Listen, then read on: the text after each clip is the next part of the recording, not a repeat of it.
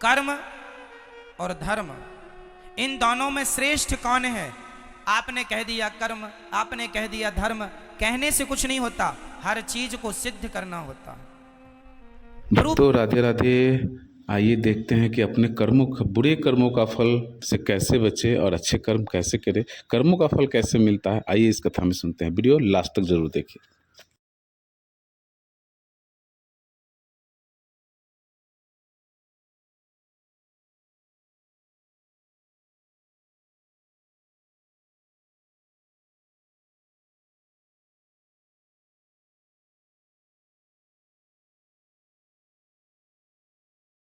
सुनिए फिर आप भी बताइए। कर्म और धर्म में, दोनों में कौन श्रेष्ठ है? सो मैं आपको बताऊं, धर्म श्रेष्ठ है। कर्म और धर्म में क्या श्रेष्ठ है? धर्म। अब इसे मैं प्रूव करता हूं। कैसे? सुनो। कर्म क्या है? इस धरती पर जो भी हम कर रहे हैं, यहां तक कि आंखों की पलक झपक रही है, तो वो अपना कर्म हो रहा है। मैं बोल रहा हूं, ये भी कर्म है। आप बैठे सुन रहे हैं, ये भी कर्म। आप यहां खुजला रहे हैं, ये भी एक कर्म हो रहा है। कुछ भी आप कर रहे हैं वो क्या है? हर क्रिया कर्म होती है। कर्म और धर्म, इस धरती पर जो हम कर रहे हैं सब कुछ क्या है? कर्म। अच्छा ये बताओ, कोई शराब पी रहा है तो वो क्या कर रहा है? जोर से मैया, सुनने में ध्यान दो, वहां क्या ध्यान है? कोई शराब पी रहा है, वो अपना क्या कर रहा है? जोर से बोलो। वो अपना कर्म कर रहा है। कोई दूध पी रहा है, वो अपना क्या कर रहा है?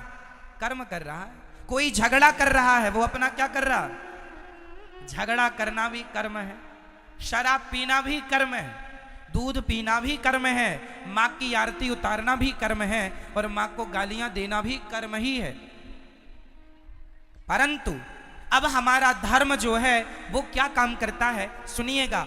धर्म जो है वो ये बताएगा कौन सा कर्म करना है और कौन सा कर्म नहीं करना। जैसे आपके घर में जब आप रोटी बनाती हो तो आटे को पहले चलनी से चाल लेती हो। आटे को चलनी से चालना क्यों पड़ता है? ताकि उसका अच्छा आटा अलग हो जाए, उसका चोकर चापर अलग हो जाए, गंदगी अलग हो जाए। सही है? तो जो भी क्रिया, जो भी हो रहा है, सब कुछ कर्म है। सब कुछ कर्म है। चलनी जो है वो अच्छे आटे को अलग, बुरे आटे को अलग करती है। उसी प्रकार धर्म एक चलनी है। धर्म ही बताता है कि कौन सा कर्म करना है और कौन सा कर्म। कर्म दो प्रकार के होते हैं, एक अच्छा कर्म, एक बुरा कर्म। कौन सा कर्म करना है? माँ की आरती उतारो, ये कर्म तो करना है, पर माँ को गाली देने का कर्म नहीं करना। दूध पीने का कर्म तो करना है, पर शराब पीने का कर्म। कौन सा कर्म करने योग्य है? भाई आज कोई मुर्गी को मार रहा है और मुर्गी को पका के खा रहा है, तो वो भी तो अपना कर्म कर रहा है। परंतु उसे धर्म का ज्ञान ना होने से वो मुर्गी मार रहा है, कर्म तो कर रहा है, पर वह कर्म उसे पाप देने वाला है। कर्म हमें दो चीज देते हैं। अच्छा कर्म हमें पुण्य देगा और बुरा कर्म हमें पाप देगा।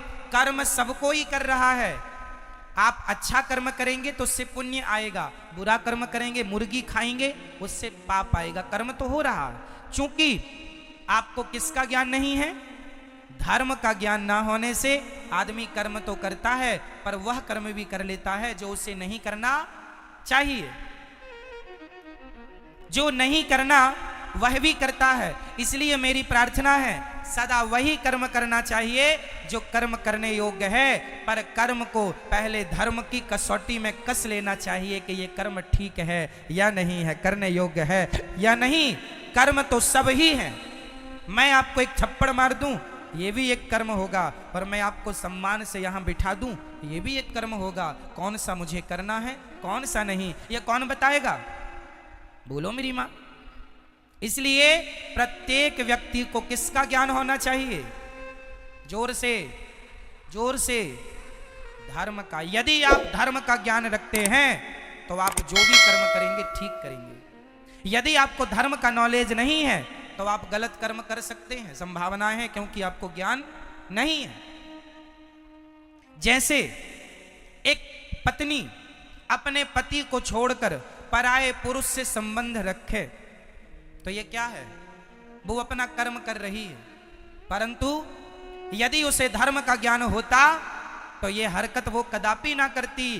धर्म बताता है कि पति परमेश्वर है, इसलिए अपने पति को छोड़कर पराये पुरुष से संबंध रखना पाप है। यदि धर्म का ज्ञान होता तो अपने आप वो पाप से बच जाती। पाप से नहीं बची, क्यों? क्योंकि धर्म का ज्ञान नहीं था।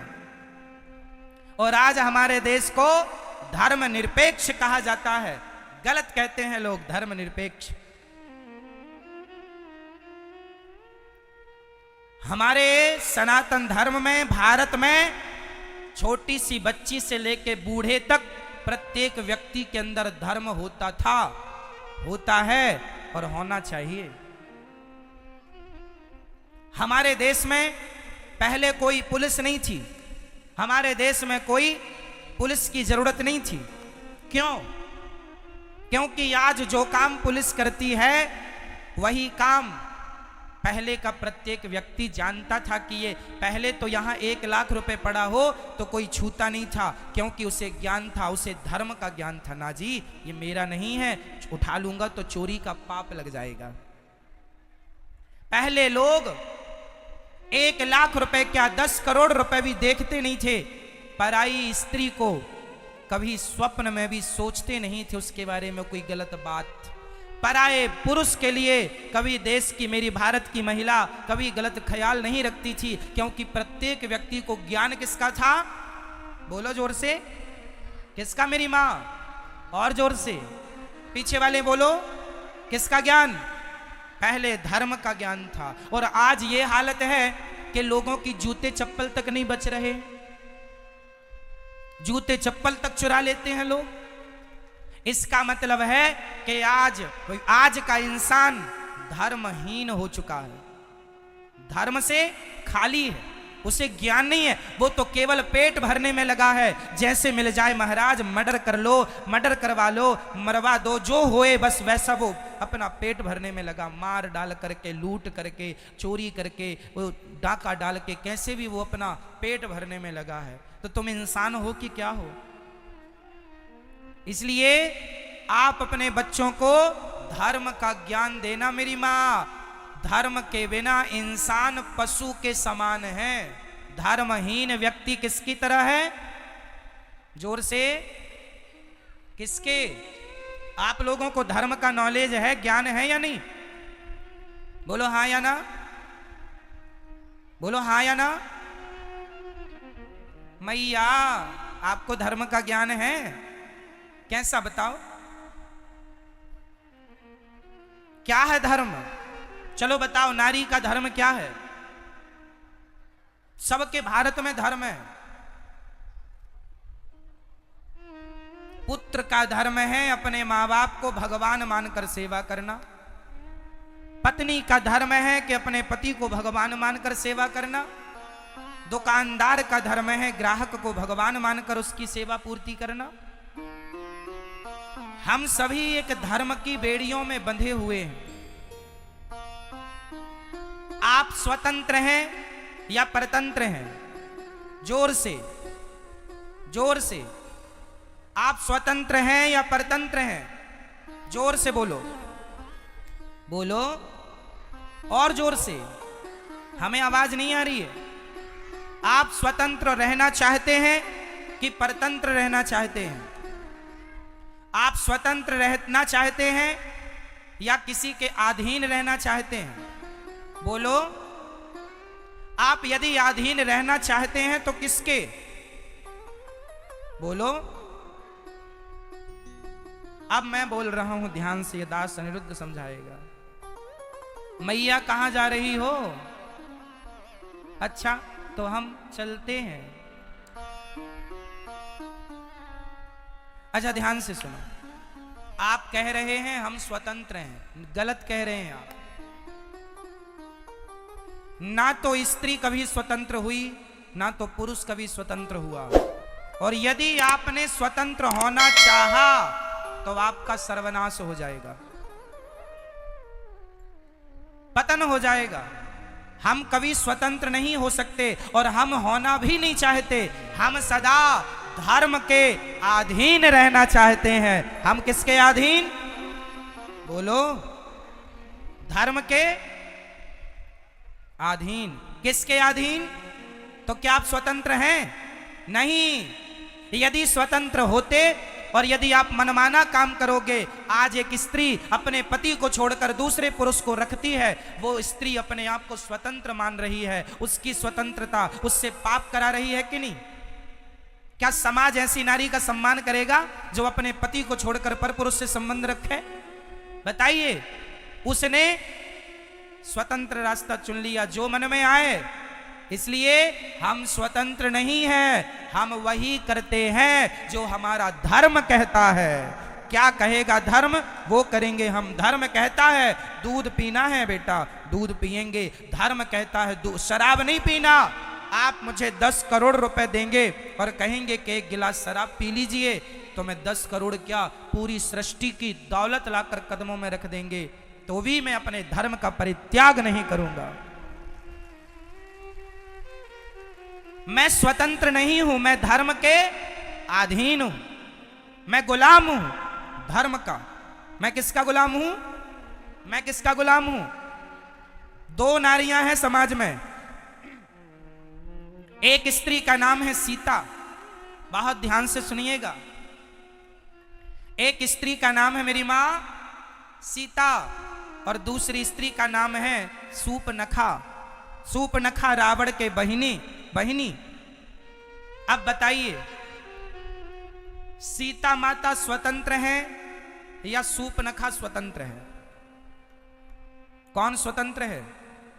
बोलो मेरी मां, कौन? सूपनखा स्वतंत्र है। इसलिए वो किसी पुरुष से कहती है कि हमसे विवाह कर लो, तो सम पुरुष न मोह सम नारी। राम जी कहते हैं हमारा भाई वहां बैठा है, एक बार बात कर लो, बात बने तो। चली गई। इतनी निर्लज्ज है, देखो खुद अपनी शादी की चर्चा कर रही, खुद अपना विवाह तय कर रही है। लक्ष्मण जी से कहती है हमसे विवाह कर लो, तुम बड़े सुंदर हो। वैसे तो तुम्हारे भैया बड़े सुंदर हैं पर वो नहीं मिल रहे हैं, तुम ही मिल जाओ। वो कहती है कि हम भी कम सुंदर हैं क्या? राम जी ने पूछा तुम्हारी शादी हो गई? कहती नहीं हुई, जबकि सूपनखा की शादी हो चुकी थी। सूपनखा के पति का नाम है विद्युत जिह्वा। सूपनखा के पति का नाम क्या है? विद्युत जिह्वा। इसे रावण ने मार डाला है। रावण ने मार दिया अपने जीजा को।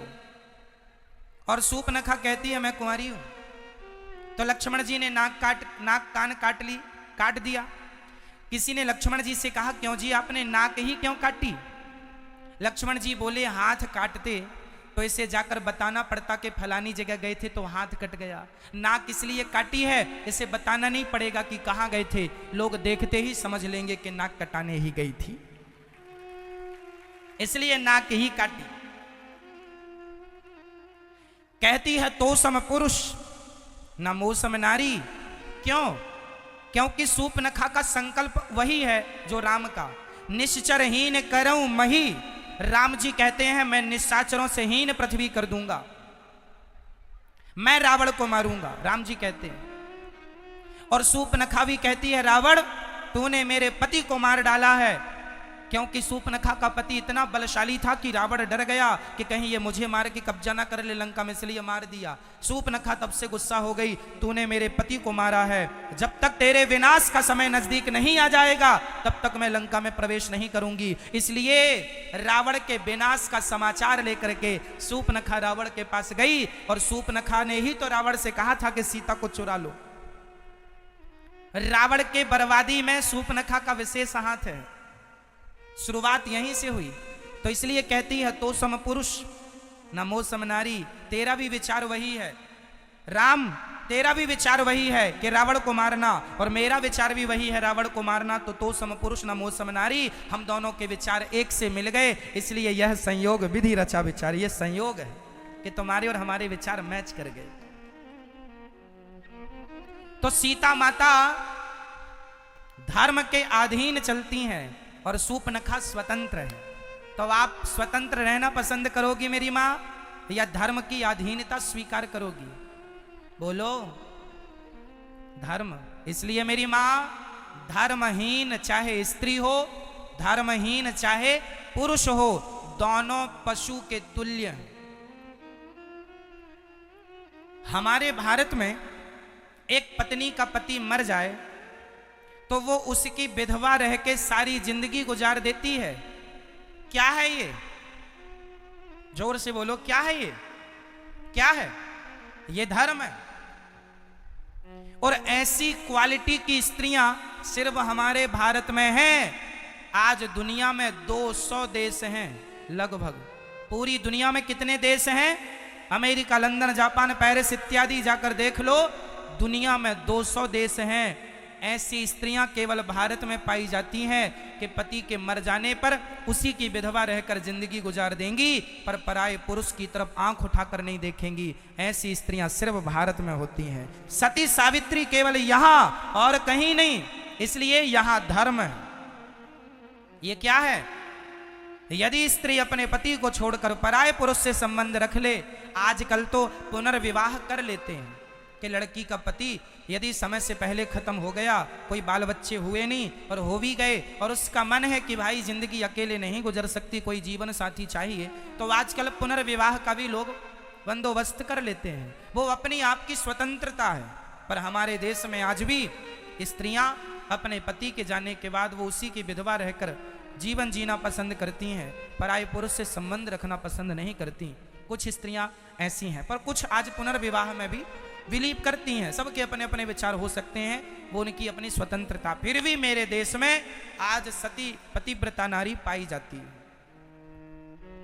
और ये स्त्रियों की क्वालिटी सिर्फ भारत की स्त्रियों की है और कहीं की नहीं। इसलिए है क्योंकि हमारे देश में धर्म रहा है, लेकिन आज के कुछ लोग भारत को धर्म निरपेक्ष कह रहे हैं कि ये तो धर्म में हम कोई विश्वास ही नहीं करते। धर्म निरपेक्षता का अर्थ होता है धर्म में कोई विश्वास ना करना। और सोचिए, इस धर्म निरपेक्षता के कारण हमारे स्कूलों में पहले पढ़ाया जाता था गा गणेश का। सुनो जरा, पहले हम लोगों को क्या पढ़ाया गया? गा गणेश का। आज पढ़ाया जाता है गा गधे का। कोई गणेश बनना नहीं चाहता, गधा ही बनना चाहते, इसलिए आज गधे हो रहे हैं। गणेश के संस्कार खत्म हो गए। गणेश वही है जो अपने माँ बाप की परिक्रमा लगा ली तो पूरे ब्रह्मांड की परिक्रमा लग गई। क्यों जी? गणेश जी ने अपने माँ बाप शंकर पार्वती जी की परिक्रमा लगाई थी कि नहीं? आज हम हिंदू लोग गणेश चतुर्थी को गली मोहल्ले में गणेश जी रख के उनसे यही तो सीखते हैं कि गणेश जी जैसे मातृभक्त थे, जैसे गणेश जी पितृभक्त थे, उसी प्रकार हमारा और आपका बेटा भी मातृ भक्त बने। ये शिक्षा गणेश जी से मिलती थी। लेकिन आजकल स्कूलों से संस्कार, बच्चे संस्कारहीन होते चले गए। हमारे समय पर जब मैं हिंदी पढ़ता था यहीं पर, तो हमारे यहाँ कुछ मीराबाई के पद हुआ करते थे हिंदी में, कुछ सूरदास के पद हुआ करते थे। जब हम पढ़ते थे तो रामचरितमानस की चौपाइयां हुआ करती थी। लेकिन आज नहीं है, गायब कर दिया धर्म निरपेक्षता के कारण में कि भाई हर मजहब के, हर धर्म के लोग पढ़ते हैं। अरे तो भारत है, ये हिंदू राष्ट्र होना चाहिए, यहां तो सनातन धर्म के हिसाब से ही सब चलना चाहिए। क्या कुछ लोगों के कारण हम अपना धर्म छोड़ दें? लेकिन आज लोग छोड़ रहे हैं। हम लोग पढ़ते थे तो ये चौपाइयां हुआ करती थी, सुखी मीन जय नीर अगाधा, जिमी हरि शरण न एकऊ बाधा। ये हम लोगों ने रामचरितमानस की चौपाई हमने कुछ तो यहीं पढ़ी है हिंदी में। आज की बुक में राम जाने क्या है, गा गणेश का हटा दिया, गा गधे का। पहले था मां मंदिर का, आज है मां मछली का।